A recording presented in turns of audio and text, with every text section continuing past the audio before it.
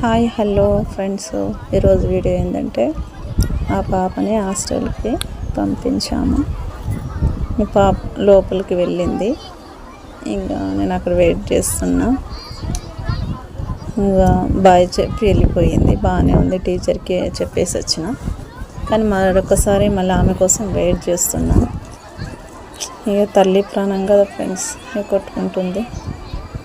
ఇక మళ్ళీ ఏడుస్తుందో ఏమనుకుంటుందో బాధపడుతుందో అని మళ్ళీ మా మరిది ఆమె వెళ్ళిండ్రు.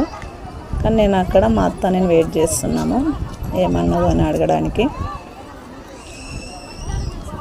చూస్తూ ఉన్నాను, చాలా జనాలు ఉన్నారు.